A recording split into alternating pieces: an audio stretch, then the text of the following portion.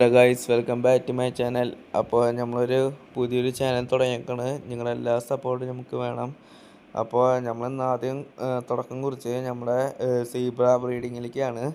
ഏറ്റവും ഈസി ആയ പരിപാടിയാണ് സീബ്ര ബ്രീഡിങ്.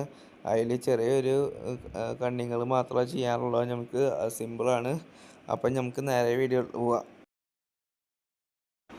നമുക്ക് ആദ്യമായിട്ട് വേണ്ടത് ഒരു ചെറിയ ടബ്ബാണ്. ഈ ടബ് ഉണ്ടെങ്കിൽ നമുക്ക് കുറേ ക്വാണ്ടിറ്റിയിൽ കുഞ്ഞുങ്ങൾ കിട്ടും. പിന്നെ ഈ കല്ലുപ്പിട്ട് കേൾക്കണമെന്ന് വെച്ചാൽ ഇവിടെ എൻ്റെ കയ്യിൽ ചെളി പറ്റിയെടുക്കുന്നുണ്ട്. അത് കാരണമാണ് ഞാൻ കല്ലുപ്പിടുന്നത്, അല്ലെങ്കിൽ വേണ്ട. പിന്നെ വെള്ളം നിറച്ചിട്ട് നമ്മൾ മെത്തിലിൻ ബ്ലൂ, അത് ഫിഷ് ഫാമിൽ നിന്ന് കിട്ടും. മെത്തിലിൻ ബ്ലൂ എന്ന സാധനം, അത് ഫിഷിൻ്റെ മരുന്നാണ്.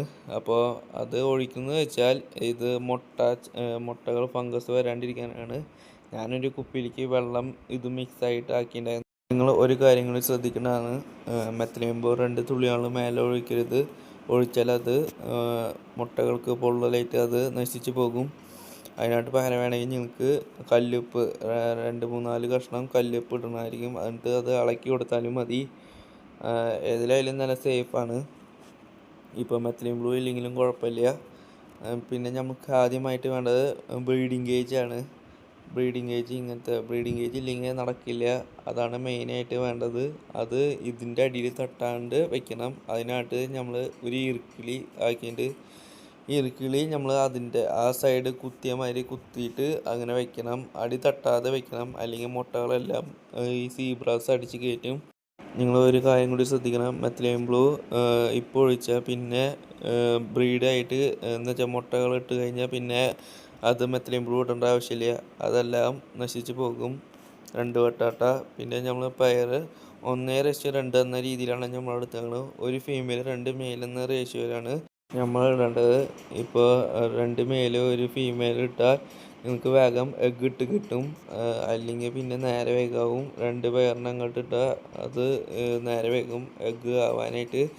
സീബ്രാസ് വിരിഞ്ഞിറങ്ങാനായിട്ടുള്ള സമയം 48 മണിക്കൂറാണ്. പിന്നെ കൂടുതൽ ശ്രദ്ധിക്കേണ്ട കാര്യം എന്ന് വെച്ചാൽ ഇന്ന് രാത്രി നമ്മളിട്ടാൽ പിന്നെ പിറ്റേ ദിവസം രാവിലെ ഈ ബ്രീഡിങ് കേജ് നമുക്ക് എടുക്കുന്നതാണ്.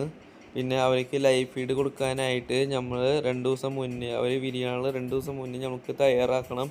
അതിനായിട്ട് ഞങ്ങൾക്ക് ഇപ്പോൾ വലിയ ടബ് വേണമെങ്കിൽ വലിയ ടബ് എടുക്കാം. അതാണ് ഉപകാരം. എൻ്റെ കയ്യിൽ ഇപ്പോൾ ചെറിയ ടബുള്ളൂ. അതുകൊണ്ട് നമ്മൾ ഉണങ്ങിയ വാഴയില ഇട്ടിട്ട് നമ്മളിടണം. വല കെട്ടി വെക്കണം, അല്ലെങ്കിൽ കൂത്താടികൾ വന്ന് അതിൽ ഇതാവും, കുഞ്ഞുങ്ങളെല്ലാം തിന്നുകളയും. സീബ്രാസ് ബ്രീഡാവുന്ന മുന്നേ ഇവർക്ക് ലൈഫ് ഫീഡ് കൊടുത്തിരിക്കണം. അത് മസ്റ്റാണ്. അല്ലെങ്കിൽ ചിലപ്പോൾ കുഞ്ഞുങ്ങൾ കുറച്ച് ക്വാണ്ടിറ്റിയിൽ കുറവായിട്ട് കിട്ടുക. ഇതിപ്പോൾ ഞാൻ പിറ്റേ ദിവസം രാവിലെയാണ് ഇതെടുക്കുന്നത്. ഇവരെ ബ്രീഡിങ് എല്ലാം കഴിഞ്ഞിട്ട് ഇരിക്കുകയാണ്.